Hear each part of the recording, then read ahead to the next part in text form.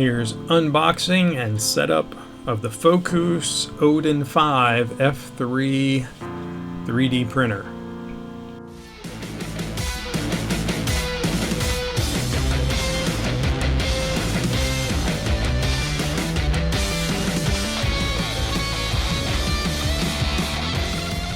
Alright, so I picked up the, I hope I pronounce it correctly, Fokoos, the Odin-5 F3. So I don't have any experience with this brand or this printer, but I was looking to add to my collection here, and what really attracted me was the direct drive. So also it looks like it's going to be very sleek. And that was the main sort of thing, was the direct drive. So look at the outside of the box. I guess the front, back are the same. And a little info on the company.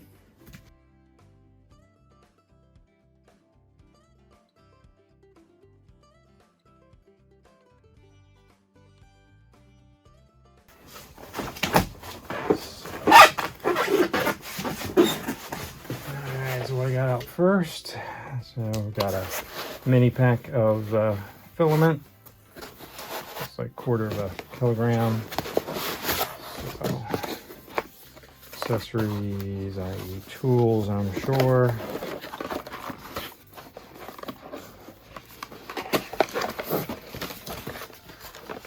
So I will take a look through the quick start guide. I'd looked at the video on the Amazon listing.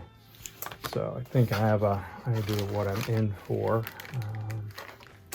so power USB,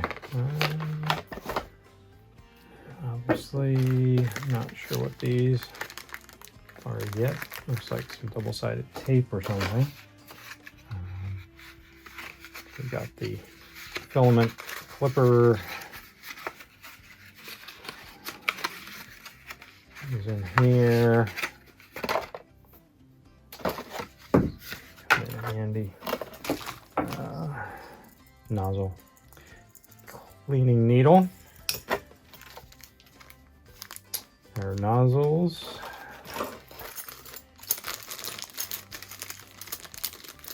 Wrenches. Allen wrenches, or some people call these spanners. Call them wrenches. So we've got the screws to assemble things there. Looks like a couple end clips there, and the 2 pieces that go in for the filament spool holder right there. Good job. And scraper, and got a flash drive with USB adapter there. So there's that. And now I'll figure out how best to get this out of here.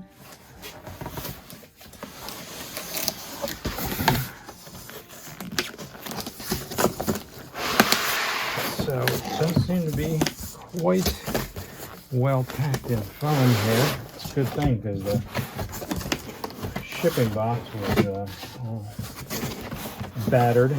So good things were really well put in the foam. Alright, so nothing else in the box. Whack one of my lights up there, but I think it should stay. Alright, so here's the instructions.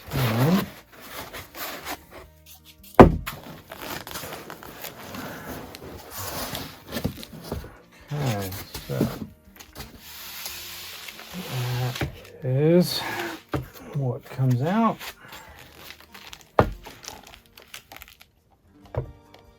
which looks like I have it somewhat upside down.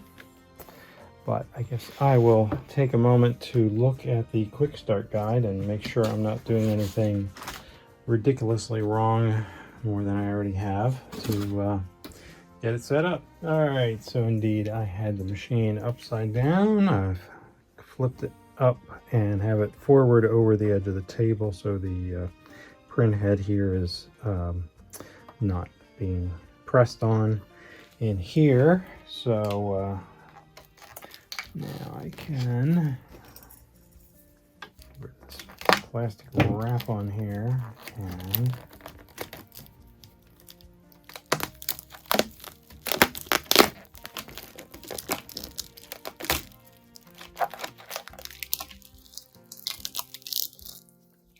do that, support this.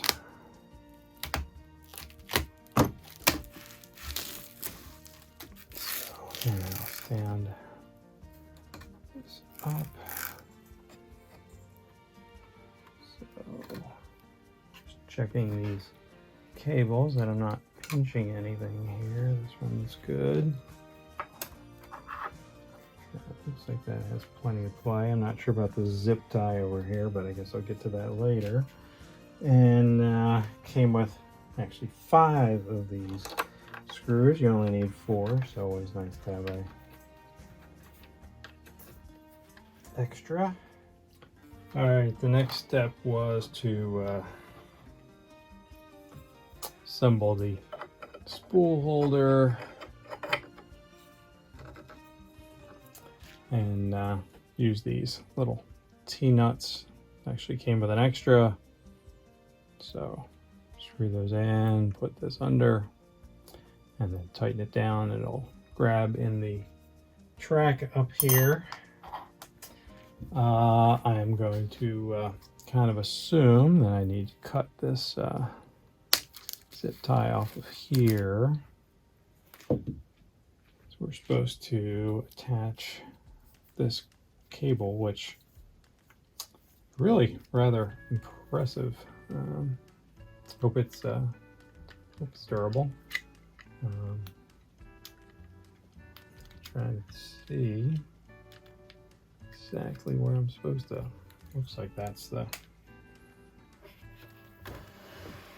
Turn that a little bit, if you can see that, but. All right, then I'm supposed to connect this cable over here. So again, very elegant to not have a lot of big cables around. So gotta say, first impression, it is a very sleek looking machine, which I actually really like. It does have this foam protecting the lead screws back here. Alright, so we're going to pop these little end covers on there. Checked the tension of the belt under here. There's a belt obviously moving this forward and backward here, so check the tension there. Very tight. There's no wobble unless I really pull on it, but the head is not really wobbly there, so that's good. I did see a cable back here that was actually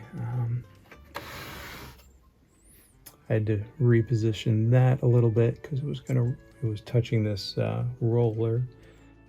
All right, so actually before I plug it in, I did open this bag because I was curious what these were, and now it's rather obvious to me. So we have an extra of these cables here for running down there, one out here to the extruder, and extra tape to cover these up if need to be replaced. So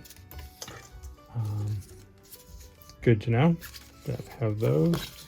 And is interesting on the side, it has the that kind of USB, but comes with a cable that I like to run pronterface, so I will probably be connecting that to the computer to take a look at that. So with that, I will take off the covers here and get it plugged in and start looking at the bed leveling. Alright, so obviously I have it plugged in and turned on. You hear the fan, the hot end fan at least. It's noticeable. It's comparable to the other printer that I have, so nothing terrible about that. So I'm going to try to figure out the menus here. We've got printing, auto load, settings, and tool. After tool, and thus far it doesn't have any sound, and that's okay with me. I don't like it really beeping at me. So we've got the home button up here, which is what I'm going to shoot for. And going to home all. And I don't know if you can see that, but it is shifted to the left, and now we're coming down. I don't know if this little thing is on here. Some dirt.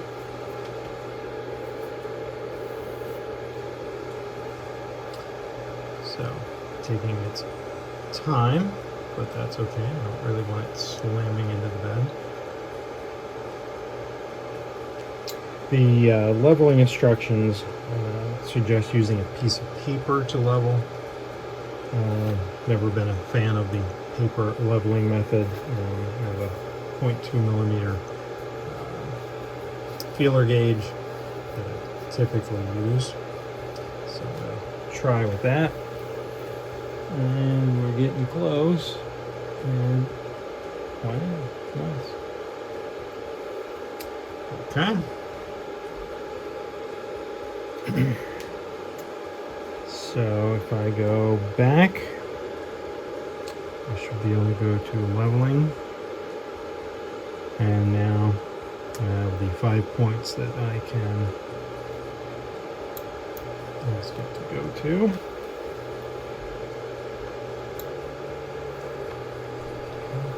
Alright, I do want to point out I came back and redid all the leveling here with the paper. Found the feeler gauge at 0.2. Works as a good gauge for my other printer that has the BL Touch. But without that here, getting a lower gap here with the paper is actually the way to go. I also should have mentioned that the bed was hot, because you want to do your tramming here with the bed warmed up, and sometimes I also do it with the nozzle hot to try to get a real accurate gauge on the spacing there to get a good first level. So I wanted to point that out. So moving on. Alright, so I did get confirmation from the manufacturer to cut that zip tie that was back here. Took care of that. I rechecked the leveling. You want to just kind of get the extruder loaded and all of that, so they recommend moving it up a bit so we get a little space in there for filament to come out, and I'll put it up too high actually, so we can hopefully keep that in the frame, and hopefully you can see the buttons here. So need to come to preheat, and so your options here, I can heat the extruder or the bed, and so it's going to give us temperatures there, and then you can say I want to go up and down by 10, 5, or 1 degree, and then you have to click add and increase there.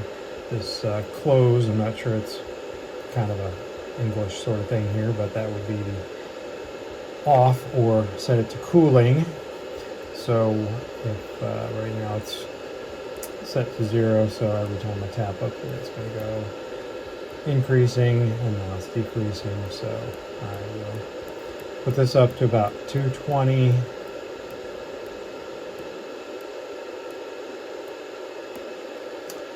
Let it settle in. Alright, so it's getting there. I can feel the heat, smell the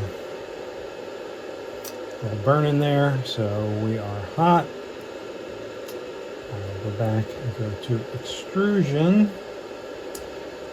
And I can set the length here and the speed of pushing the filament in. I believe I cut a... did not. So, myself a nice angled cut there. And I'm supposed to press it somewhat firmly. You can see that, hopefully. And so, if I've put it firmly, I'm going to sort of steady it there as I tap in. And I think I can feel it grabbing a little bit. Definitely feel it grabbing.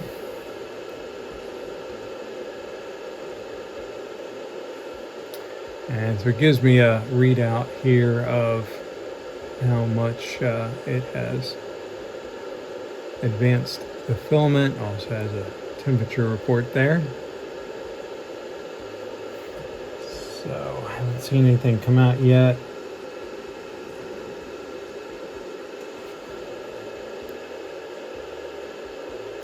Guess I could take a rough measurement here of how far I would expect that to need to go for anything coming out.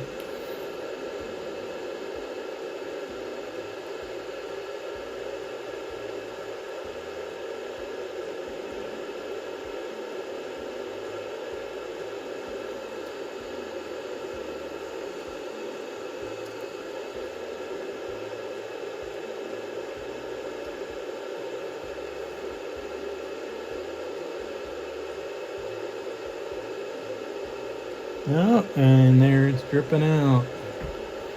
If you can see that, I think you can.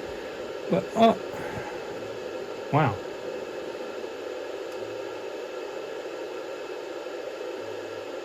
And I guess I should have left a little more room there. Oh, it's like a perfect little pylon kind of there. So, let's see. Let me go back and just move up a little bit here, kind of clear that little guy out of there and extrude a little bit more. I got a little bit stuck on the nozzle, so here we go. Alright, so I have everything heated, ready to start first test print. So going in, the printing on the menu. I have the flash card that came with the printer, so there's a bunch of stuff for on the computer, importing the slicer, some other sort of things, a test file for you to play with on the slicing, but under G-code, these are already test prints ready to go for you. And should have pointed out, it is a nice little color touchscreen, pretty nice. The icons are done by, there's some sort of plug-in you can put on the computer. I haven't explored that yet for doing prints of your own, but we got the Benchy, of course, and a few things to go. There's a way to reprint the fan cover here and the fan duct in the color that you like and swap out that yellow. So these are that's it. So we got owls and Pokemon and a little vase. So I'm just going to go with the Benchy. I mean, what else? What else would I do to start? So from that, so there's that sort of preview of it. It's going to give the percentage completed, of course, time, and let you know where the z-axis is here as you move. And I'll look at the options here in a little bit once it gets going. Let's see if I can come up here because it's doing the prime line. Starting pretty well.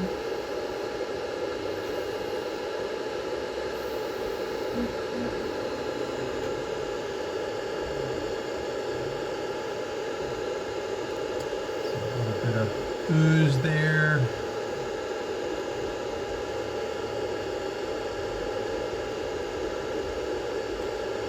Otherwise, off and printing, so that was pretty easy.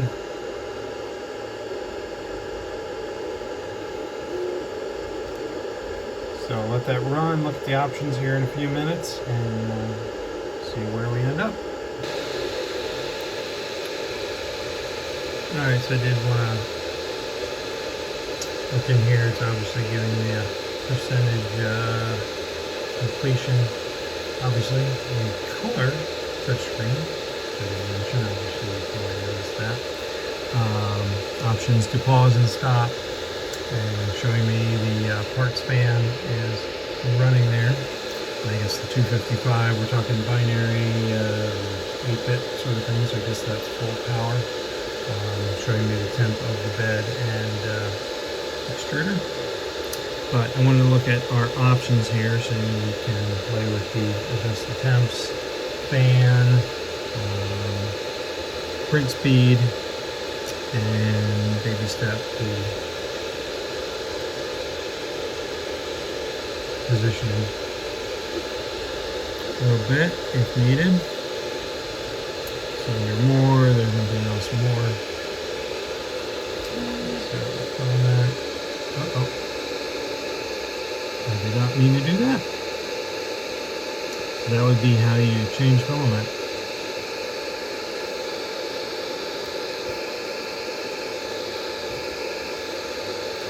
And now we can go to resume. Alright, so I forgot to record video at the very end of the print. Here's a still shot of the benchy getting almost finished there. So this was my experience getting set up with the Odin-5 F3 printer with direct drive, one of the main factors of getting it for me. So everything was nice and easy getting out of the box, getting set up, very simple. Putting a couple screws in, then all the just general basics you need to have with a 3D printer of getting the bed trimmed and loading filament, getting it ready to go, and hope this was a helpful look for you. Happy printing.